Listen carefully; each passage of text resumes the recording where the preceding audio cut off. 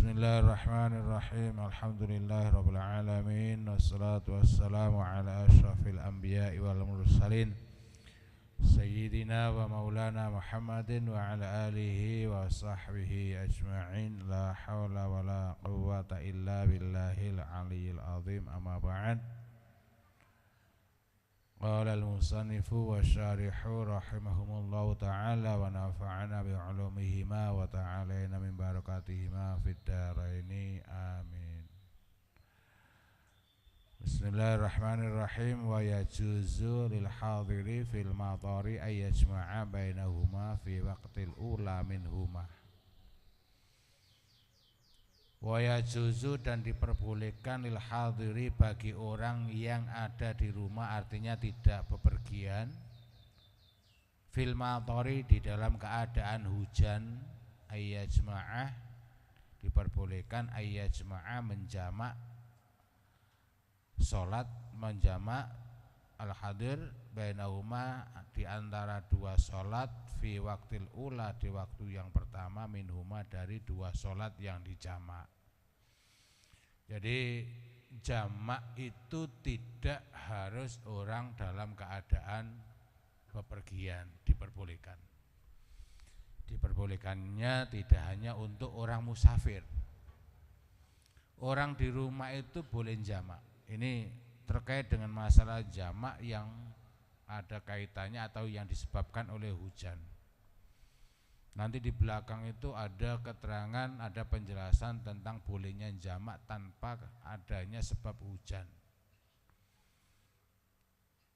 Jamak bagi orang yang di rumah sebab hujan itu diperbolehkan, tapi syaratnya harus jamak takdim.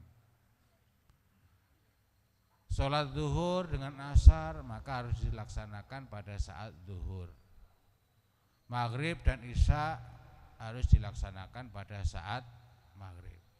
Itu syarat untuk jamak yang disebabkan oleh hujan bagi orang yang tidak dalam bepergian, artinya orang yang ada di rumah.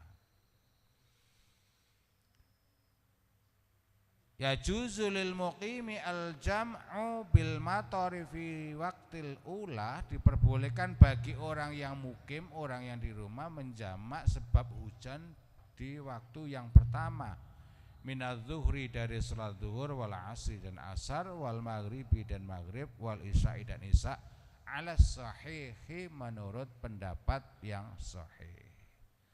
Waqila, dan ada pendapat, yukhtasu dzalika, dikhususkan dzalika bolehnya jamak lil mukim bil mator, bil maghribi pada sholat maghrib, wal isya'i dan isya, lil masyaqqati karena masyaqqat, karena adanya kesulitan. Ini kil. Jadi kalau di dalam fikih itu ada istilah kila, itu berarti pendapat itu dhaif, lemah, kurang kuat.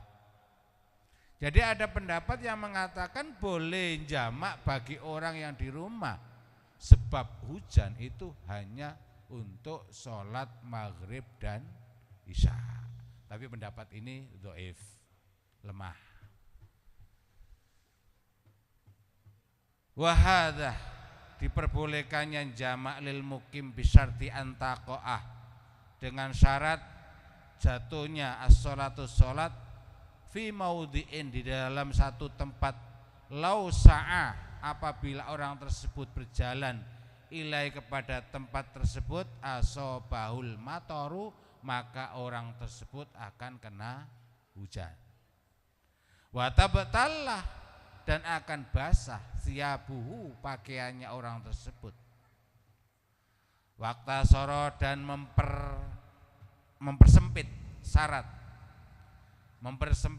ar-Rafi'i, Imam Rafi'i, wan Nawawi dan Imam Nawawi, ala dzalika, atas ibtala atau tabtala siabu. Wa in kana, dan apabila al-mataru hujan qalilan itu sedikit, idza ballah ketika basah, as-saubu pakaian.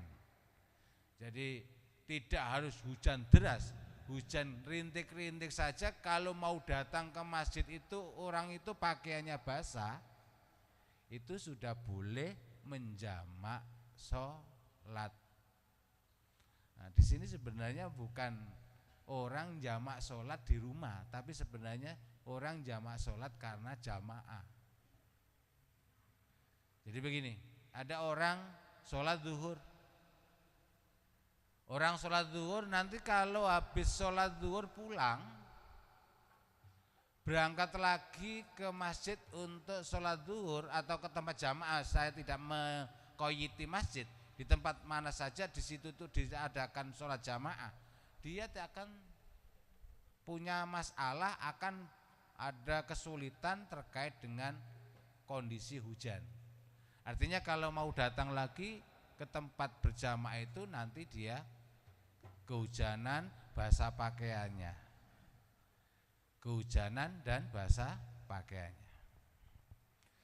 Banyak pertanyaan kemudian, apakah masih berlaku hal tersebut untuk saat ini, karena sekarang kan sudah banyak payung. Iya, nanti ada penjelasan di belakang. Jadi di belakang nanti itu ada pendapat yang ada penjelasan mengatakan memang pendapat yang awal itu la yajuzul al-jam'u bil maradi walal wahli walal khaufi. Tidak diperbolehkan jamak sholat itu karena sakit, karena jalan mau ke tempat sholat jamaah itu berlumpur, becek, atau karena ada rasa takut. Itu itu pendapat jumhurul ulama. Pendapat jumhurul ulama. Tapi ada yang mengatakan enggak bisa. Itu dikatakan ijma, enggak bisa. Enggak bisa dikatakan ijma. Karena ada pendapat yang mengatakan bahwa boleh orang itu sholat jamak tanpa ada sebab sakit, tanpa ada sebab jalan itu becek, tanpa ada sebab karena khawatir. Nah, itu nanti ada penjelasannya di belakang. Washtarata, dan mensyaratkan al-qadhi Husain ma'adzalika, dengan adanya pakaian itu basah. Ma'adzalika an-yab talla an-na'lu. Di samping tadi Imam Rafi'i dan Imam Nawawi kan mengatakan kalau pakaian itu basah. Tapi Qadhi Husain boleh orang itu jamak sholat karena di tempat nanti kalau kembali kepada tempat berjamaah itu ada kesulitan ke situ karena sandalnya nanti basah. Karena sandalnya basah. Jadi kalau banjir enggak usah, bisa menjadi syarat orang itu boleh jamak takdim di masjid atau musola. Jadi begini Bu, ini kaitannya dengan keutamaan jamaah. Saking pentingnya jamaah, jadi ketika orang itu sholat zuhur kok hujan, diperkirakan nanti kalau sekarang ini hujan, nanti asar pun akan terjadi atau turun hujan. Nah kalau nanti asar itu turun hujan, maka kita nggak akan bisa kembali lagi untuk berjamaah. Sebenarnya kaitannya dengan sholat jamaah ini. Maka boleh menjamak sholat zuhur dengan asar, tapi syaratnya harus di waktu pertama, yakni waktu zuhur. Maghrib dengan isya syaratnya di waktu maghrib. Saking pentingnya jamaah. Sebenarnya ini dikhususkan, kalau saya bukan provokasi ya, ini sebenarnya dikhususkan untuk laki-laki. Kalau perempuan kan enggak ada anjuran untuk sholat berjamaah di musola atau masjid, kan enggak ada. Yang dianjurkan untuk sholat jamaah di masjid dan musola itu kan laki-laki. Kalau perempuan itu sholatnya sebaiknya di rumah. Sebaiknya di rumah.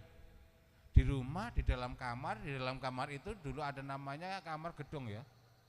Ada kamar gedong itu. Disitulah tempat sholatnya perempuan yang paling afdal. Bukan kedeker-kedeker ke musola atau ke masjid. Tapi kan sekarang ini orang-orang ayo ke masjid untuk syiar Islam biar rame jamaahnya di masjid. Akhirnya ibu-ibu digerakkan untuk sholat jamaah di masjid. Jadi ini sebenarnya diperuntukkan untuk laki-laki. Tapi kalau perempuan itu sudah terlibat dengan sholat jamaah, maka ini berlaku juga untuk perempuan.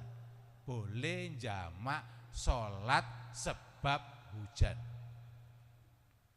Jamak sholat sebab hujan. Jamak sholat bukan kosor ya, nggak kosor, jamak, hanya jamaknya saja. Atau istilahnya itu jamak tam. Menjamak sholat, menjamak dua sholat dengan sempurna, artinya rokaatnya 4 rokaat ya 4 rokaat, nggak boleh dikosor. Kosor itu boleh kalau dalam posisi atau kondisi dalam perjalanan. Wahtujja lil jam'i bima rawahul Bukhari. Jadi kalau Qadhi Husain tadi mensyaratkannya kalau kakinya atau sandalnya itu basah, ya sudah boleh jadi alasan untuk orang itu bisa menjamak sholat. Wahtujjah, dan dibuat hujjah lil jam'i untuk jamak bima rawahu, apa yang diriwayatkan oleh Al-Bukhari, Imam Bukhari wa Muslim dan Imam Muslim.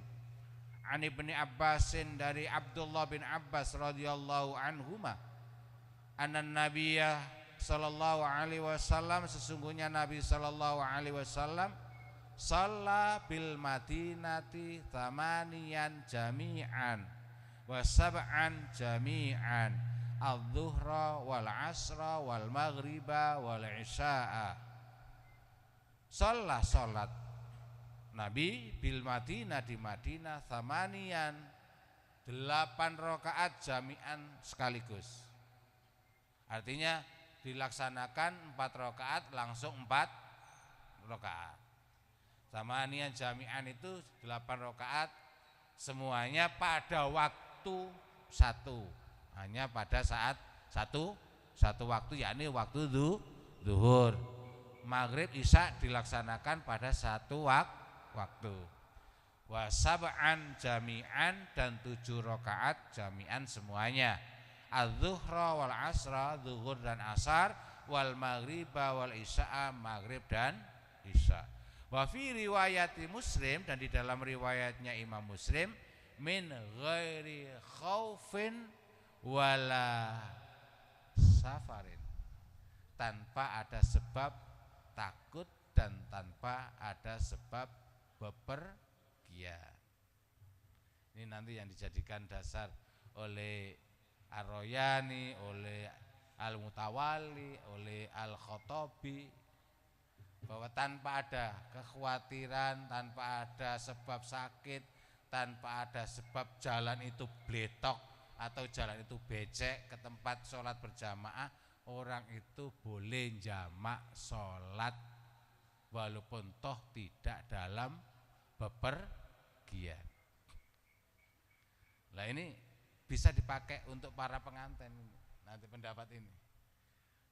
Pengantin-pengantin yang sedang dirias, yang nanti males sholat asar dipakai lagi, cukup nanti ketika sholat zuhur dirubah make upnya untuk sholat zuhur, kemudian jamak sholat zuhur dan asar, supaya saat waktu asar tidak merubah make upnya, gitu loh. Nah ini yang jadi masalah kan pengantinnya yang kadang-kadang males gitu. Lagi rame-ramenya tamu ngajak selfie gitu. Lagi rame-ramenya tamu ngajak selfie.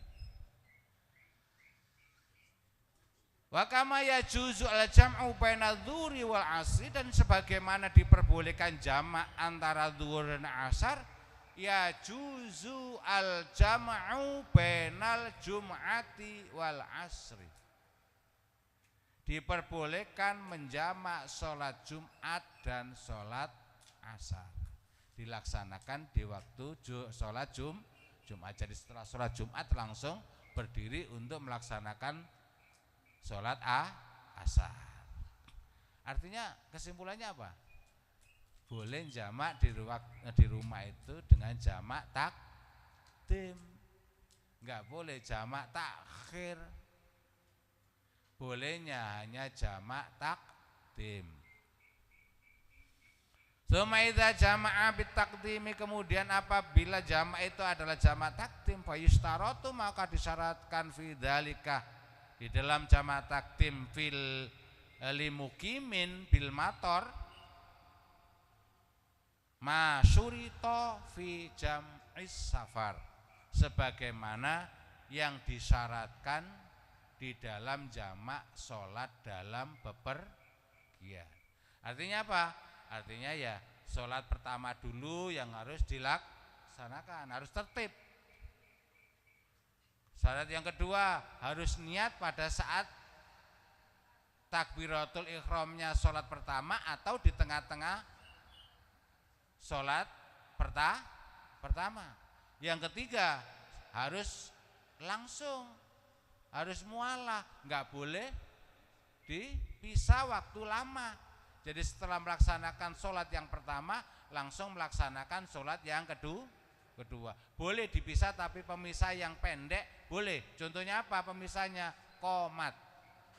Iqomat. Jadi setelah sholat yang pertama langsung ada yang berdiri, Allahu Akbar, Allahu Akbar, asyhadu an la ilaha illallah, asyhadu anna Muhammad Rasulullah. Boleh. Pemisah yang pendek. Tapi kalau lama istilahnya ngobrol dulu, ada yang ngopi dulu, ada yang rokok dulu, nggak boleh. Sudah nggak sah. Nanti kalau diniatkan atau digunakan untuk jamak itu sudah nggak sah. Maka nanti jatuhnya ya harus sholat yang kedua dilaksanakan di waktunya, ya ini kalau zuhur dan asar ya sholat yang kedua harus dilaksanakan pada saat waktu asar. Wa yustaratu, dan disyaratkan tahaqquk wujudil matori, jelasnya adanya hujan untuk sholat jamak karena hujan. Ini kembali kepada sholat jamak karena hujan. Fi awalil ulah, pada permulaannya waktu sholat atau saat sholat yang pertama. Jadi pas saat Allahu Akbar sholat yang pertama hujan.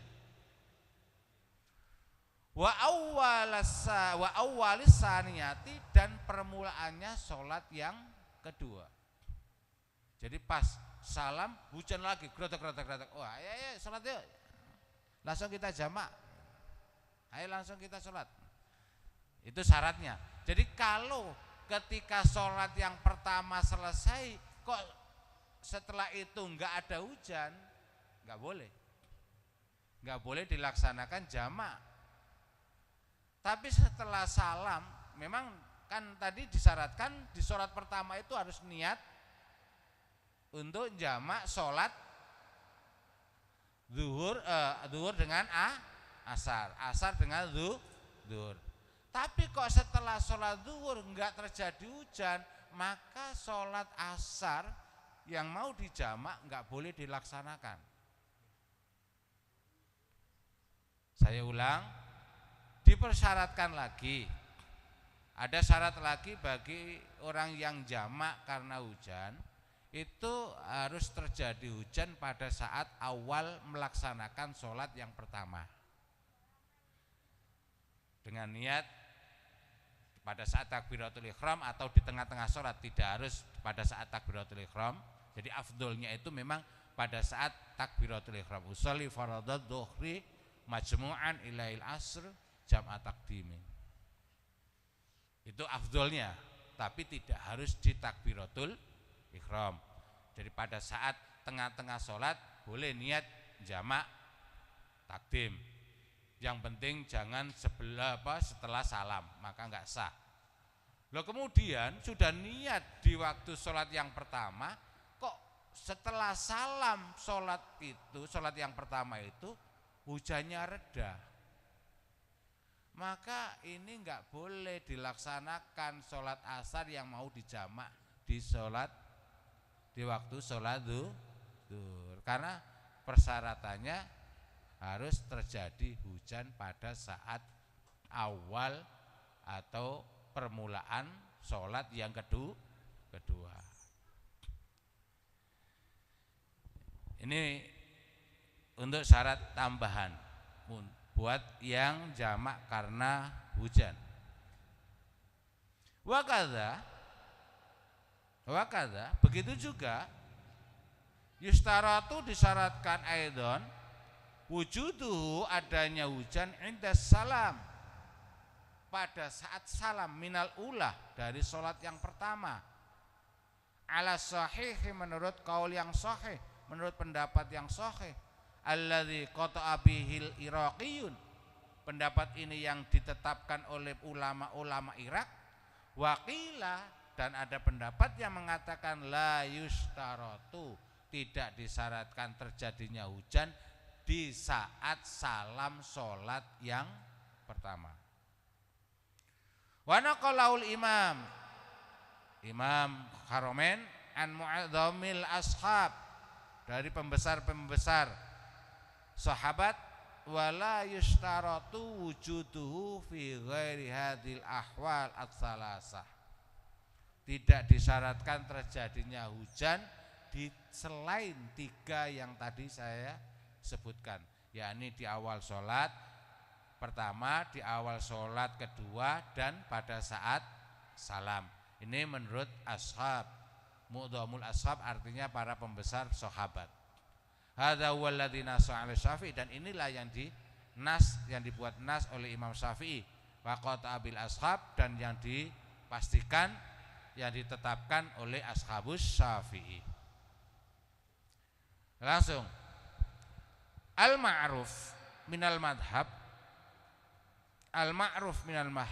yang diketahui, yang sudah diketahui secara jelas minal madhab, dari madhab Syafi'i ini, annau la yajuzu, sesungguhnya la yajuzu tidak diperkenankan al-jam'u jamak bil maradi sebab sakit, walal wahli dan sebab becek, walal khaufi dan sebab khawatir, wada'a dan mengklaim, mendakwa, mengakui Imam Haramain al-ijma'a, ijma'. Jadi Imam Haramain itu mengklaim bahwa sholat jamak itu tidak bisa dilaksanakan sebab sakit, sebab jalannya becek, sebab khawatir atau takut menuju tempat jamaah. Jadi tidak diperbolehkan alam tinai bil maradi, dilarangnya itu sebab larangan menjamak sebab sakit. Wakadha, begitu juga idda'a, mengklaim ijma' al-ummati ala dzalika. Ada yang mengklaim bahwa ini adalah kesepakatan atau ijma'ul ummah. At-Tirmidzi, Imam Tirmidzi. Wa da'wal ijma' minhuma, klaimnya, pengakuannya, dakwanya Imam Haramain dan Tirmidzi, mamnu'un, dilarang, enggak bisa. Mamnu'un. Karena apa? Enggak bisa dikatakan ijma'. Ijma' itu dulu sudah pernah saya jelaskan. Ijma' itu tidak ada satupun ulama yang berbeda pendapat di seluruh dunia. Itu baru dikatakan ijma'. Tapi kalau ada yang berbeda, maka nanti turun derajatnya menjadi ittifaq. Turun derajatnya menjadi ittifaq. Kalau nanti agak banyak yang berbeda pendapat, tapi ada mayoritas, baru namanya jumhurul ulama. Mayoritas ulama. Jadi jumhur, kemudian ittifaq, kemudian ijma'. Ijma' itu satu pendapat yang seluruh ulama di dunia tidak ada satupun yang ingkar, Itu ijma. Makanya pendapatnya Imam Haromen dan Imam Tirmidzi ini tidak bisa kemudian mengaku-ngaku itu ijma, bahwa tidak bolehnya jamak sebab sakit, bletok dan khawatir itu adalah merupakan ijma'ul ulama, itu enggak boleh. Faqad dhahaba jama'atun min ashabina, sungguh telah berpendapat jama'atun golongan min ashabina dari ashabul syafi'i, maksudnya ashabina itu ashabul syafi'i wa ghairihim ila jawazil jam'i, pada diperbolehkannya menjamak sholat bil marodi, sebab sakit. Ibu-ibu yang dulu pernah tanya boleh nggak jamak karena sakit, ini ada pendapat yang mengatakan boleh jamak sebab sakit, jamak sholat karena sakit. Yang mengatakan bahwa boleh jamak sebab sakit minhum al-Qadhi Husain. Qadhi Husain mengatakan boleh orang sakit itu sholatnya dijamak. Sholatnya dijamak, tapi jamaknya jangan rapel ya Bu ya. Jamak itu ya hanya 2 sholat dijadikan di waktu satu waktu, bukan kemudian 1 bulan dirapel jadi satu, bukan. Ya, jamak sholat di sini yang diperbolehkan itu jamak sholat 2 waktu dilaksanakan pada satu waktu. Wal mutawali, wal royani, wal khotobi, wal imamu Ahmad. Jadi banyak ini imam yang mengatakan bahwa boleh jamak sebab sakit. Ya, boleh jamak sholat sebab sakit. Wa man tabi'ahu ala dzalikah, dan orang-orang yang mengikuti Imam Ahmad atas diperbolehkannya jamak sholat bil marad. Wa fa'alahu, dan pendapat yang mengatakan atau menjamak sholat sebab sakit itu dikerjakan Ibnu Abbas radhiyallahu anhuma fa'angkarau. Jadi Ibnu Abbas itu pernah melaksanakan sholat jamak karena sakit. Fa'angkarau rajulun min Bani Tamimin. Kemudian ketika Abdullah bin Abbas ini menjamak sholat sebab sakit, ada salah seorang sahabat atau ada seseorang dari Bani Tamim mengingkarinya. Saya enggak setuju, saya enggak sepakat itu. Saya enggak suka itu Ibnu Abbas menjamak sholat gara-gara sakit itu. Faqala lahu Ibnu Abbas, maka berkatalah lahu kepada rajulun min Bani Tamim, Ibnu Abbas radhiyallahu anhuma, atu'allimuni as-sunnata, apakah kamu pernah mengajari saya sunnah atau perilaku Nabi? Dijawab oleh rajulun min Bani Tamim, seorang dari Bani Tamim, la amma laka, tidak, engkaulah yang mengajari kami tentang sunnah Nabi. Ada orang ingkar. Saya enggak setuju itu apa yang dilakukan oleh Ibnu Abbas menjamak sholat gara-gara sakit. Langsung Ibnu Abbas ngomong, apakah kamu pernah ngajari saya sunnah atau tindakan atau perbuatannya Nabi? Dijawab oleh orang Bani Tamim tadi, la ammalaka, tidak, yang berhak atau yang mengajari sunnah Nabi adalah hak kamu, artinya engkaulah yang selalu mengajarkan sunnah Nabi. Wa dzakarah, kemudian Ibnu Abbas menyebutkan anna Rasulullah sallallahu alaihi wasallam, sesungguhnya Rasulullah sallallahu alaihi wasallam fa'alahu, pernah melaksanakan jamak sholat sebab sakit. Qala Ibnu Syakik fahaka fi sadri. Nah, bantahan lagi nih. Saya ragu-ragu itu, saya enggak sepak, dalam hati saya ada keraguan, kata Ibnu Syakik. Ada keraguan di dalam hati saya mindalika dari apa yang dikemukakan oleh Ibnu Abbas. Mindalika syai'un fa'ata itu. Maka datanglah saya Abu Hurairah kepada Abu Hurairah radhiyallahu an. Fas'altu an dzalik. Setelah saya datang ke Abu Hurairah, kemudian saya tanya tentang apa yang pernah dilakukan oleh Rasulullah, yakni melaksanakan jamak sholat sebab sakit. Apa jawabannya Abu Hurairah? Fas'altu an dzalik fasaddaqa maqalatahu. Maka Abu Hurairah ternyata membenarkan apa yang diucapkan oleh Ibnu Abbas. Ini hasilnya malam ini, poinnya itu bahwa jamak sholat boleh sebab sakit. Itu banyak pertanyaan besar yang dikemukakan, yang di share di beberapa media sholat, boleh enggak di media sosial, boleh enggak sholat jamak karena sakit. Kok sakit? Wong jamaah sholat karena ada acara saja boleh kok, apalagi karena sakit. Wa qissatu Ibnu Abbasin wa su'al Ibnu Syakikin sabitani fi sahih Muslim.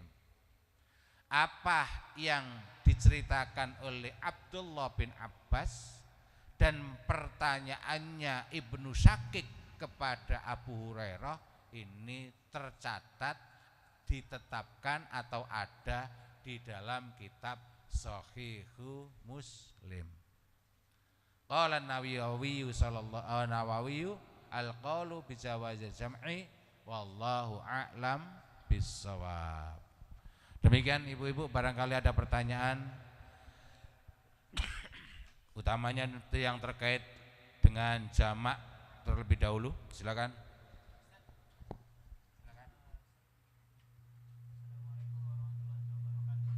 Waalaikumsalam warahmatullahi wabarakatuh.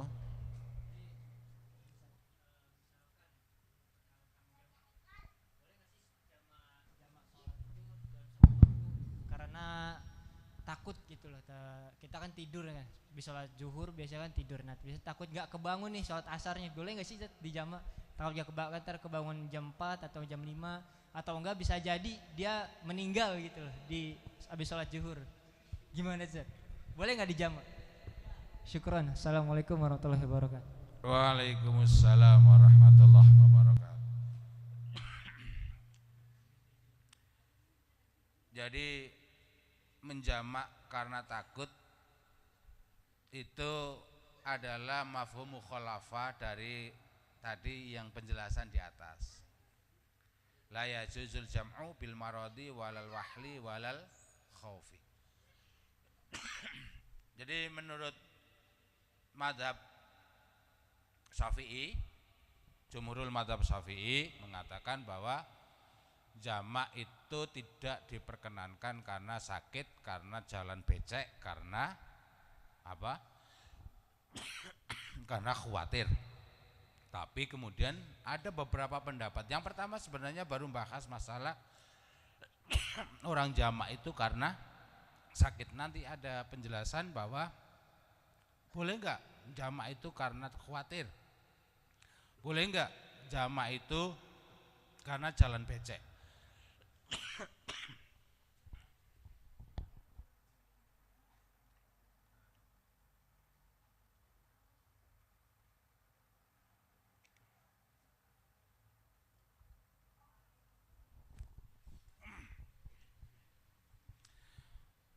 Jadi kalau menurut beberapa pendapat nanti jamak itu tidak harus karena hujan atau karena dalam perjalanan. Sampai ini sudah bagian dari penutup tentang terkait jamak, dijelaskan bahwa sebagian imam murid atau ashabus Syafi'i mengatakan bahwa menjamak sholat itu diperbolehkan karena jalanan itu becek. Karena jalanan yang digunakan dari rumah, jalan yang digunakan untuk menuju tempat jamaah itu becek. Termasuk juga orang yang takut, makanya tadi dikatakan di awal ada penjelasan sebenarnya wakilah tadi ya, yukhtasu dzalika bil maghrib wal isya. Ada kekhawatiran. Jadi khawatir itu sebenarnya tidak khawatir karena hewan buas, tidak hanya khawatir karena ada begal, tidak khawatir karena dihadang orang jahat. Khawatir apa saja yang menjadi kegelisahan hati itu bagian daripada khawatir. Khawatir sholat mau sholat zuhur, kebiasaan kalau sudah tidur habis sholat zuhur itu kebablasan sampai maghrib baru bangun, itu bagian daripada kekhawatiran,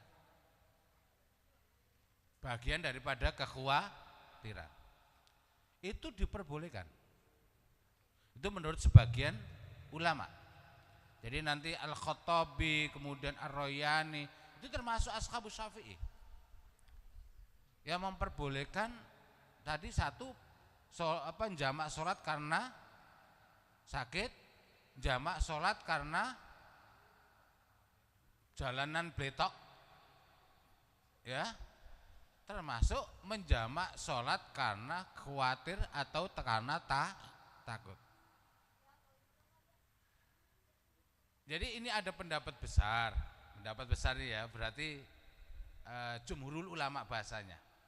Makanya tadi dikatakan nggak boleh diklaim bahwa itu ijma, nggak boleh itu disebut ijma, sebab ada ulama yang menyatakan, yang berpendapat bahwa sholat jamak itu boleh dilaksanakan sebab sakit. Siapa? Al-Khattabi, Ar-Royani, Al-Mutawalli, Imam Ahmad dan para pengikutnya, Ahmad bin Hambal dan para pengikut. Berarti kan enggak ijma gitu loh. Jangan dikatakan itu ijma, karena ada yang berbeda pendapat. Begitu pula dengan yang karena khawatir atau karena takut, karena jalan becek. Itu di terakhir itu di bab pembahasannya, waqtarul Khattabi min ashabina annahu yajuzu al-jam'u bil wahli faqad. Menurut Al-Khattabi termasuk ashabus Syafi'i mengatakan boleh orang itu jamak sholat sebab jalanannya becek saja. Becek hanya syaratnya karena becek tok, boleh gitu. Ya. Nah ini gunanya biar kita belajar fikih itu, karena saya katakan dari awal dulu saya baca kitab itu, fikih itu nggak ada yang absolut, nggak ada yang kemudian titik harus begini. Itu fikih. Karena fikih itu semua dasarnya adalah dzon, nggak ada yakin. Karena fikih itu hasil dari ijtihad. Ijtihad itu landasannya dzon, prasangka yang lebih banyak benarnya daripada salah. Jangan, istilahnya kalau sudah bahas fikih, bahas syariat itu jangan terlalu kaku gitu loh bahasanya ya. Jangan terlalu wah harus begini, enggak. Harus begini. Orang puasa itu harus, boleh enggak puasa. Kalau enggak kuat lapar itu boleh enggak puasa. Iya. Itu gunanya kita belajar fikih itu supaya ketika kita melaksanakan ibadat nggak terlalu kaku gitu. Harus fleksibel, harus lentur. Oh, begini, boleh begini, ada yang mengatakan boleh begini kok. Supaya apa? Supaya tidak terjadi perbedaan pendapat yang mengakibatkan perpecahan antar umat. Jadi fikih atau syariat itu hasil ijtihad, di mana ijtihad itu landasannya hanya dzon, nggak yakin, nggak ada imam yang kemudian yang benar itu ini, nggak ada. Pasti menurut saya itu seperti ini loh. Itu imam mazhab itu begitu. Dan Imam Syafi'i itu di akhir-akhir hayatnya merasa sudah selesai, beliau itu sudah cukup untuk memberi fatwa dan enggak menemukan lagi masalah. Nanti kalau ketemu hadis sahih, itulah ijtihad saya, itulah fatwa saya. Kalau Anda menemukan hadis yang sahih, itulah pendapat saya. Itu Imam Syafi'i. Jadi ada beberapa hal. Contoh, khutbah itu di mazhab Syafi'i, termasuk ashabus Syafi'i, para pengikut Imam Syafi'i itu mengatakan bahwa rukunnya khutbah itu hanya hamdalah, sholawat, baca ayat wasiat takwa, baca ayat Al-Quran. Di khutbah yang kedua ditambahi doa.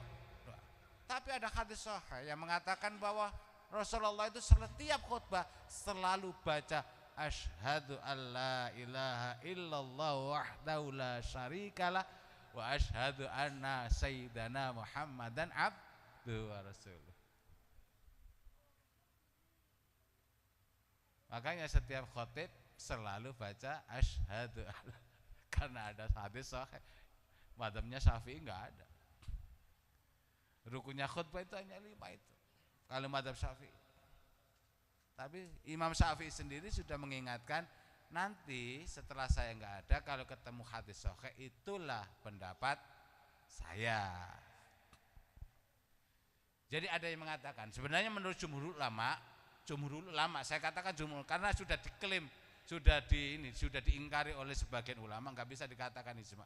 Jumhurul ulama mengatakan bahwa jamak itu enggak boleh dilaksanakan sebab sakit, sebab jalanan becek, sebab takut atau khawatir.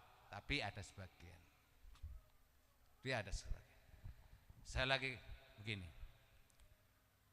Zakat itu sebenarnya kan enggak boleh diarahkan kepada selain asnafus samaniyah. Zakat itu enggak boleh diarahkan kepada selain asnafus samaniyah, 8 golongan. Tapi itu enggak bisa menjadi kesepakatan, enggak bisa dikatakan ijma. Karena ada yang mengatakan sabilillah itu diartikan dengan sabilul khair, jalan kebaikan. Apa jalan kebaikan? Bikin jalan. Apa jalan kebaikan? Kuburannya ditembok. Apalagi? Bangun sekolah, bangun masjid. Itu bagian daripada sabilul khair. Itu ada ulama yang berpendapat, Imam Qofal. Ya. Imam Qofal. Maka jangan selalu kaku, oh harus ini, nggak bisa ini. Jadi 8 itu memang harus kita utamakan. Tapi kalau sudah terpaksa, ya silakan cari yang maslahah dan manfaat. Kan apa? Tujuan daripada syariat, maqasidus syariat itu kan jalbul masalih darul mafasid. Ngambil yang maslahah, menghindari dari yang membahayakan. Itu saja. Itu maqasidus syariah. Demikian bisa difahami ya. Silakan barangkali ada yang bertanya lagi.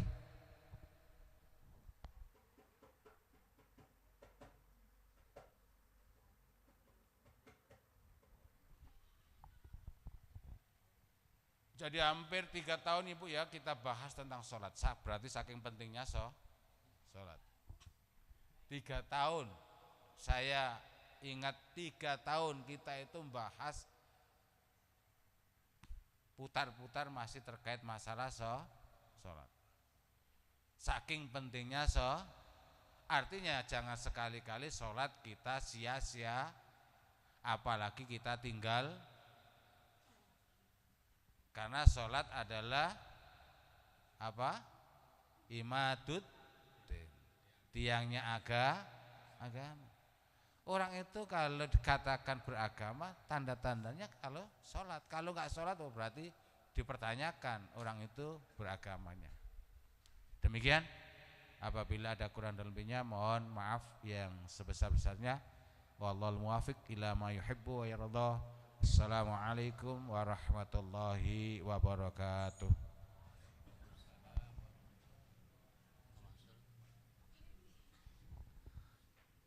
Alhamdulillah, alhamdulillah. Mudah-mudahan apa-apa yang kita dengarkan dari guru kita tadi bisa kita cerna, bisa kita ingat dan menjadi ilmu untuk kita semua.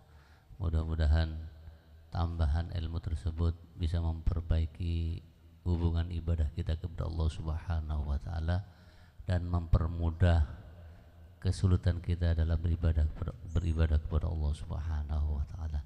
Karena setahap demi setahap kita mengetahui seluk-beluk daripada hukum ibadah kepada Allah tentang masalah sholat. Mudah-mudahan bermanfaat untuk kita semua.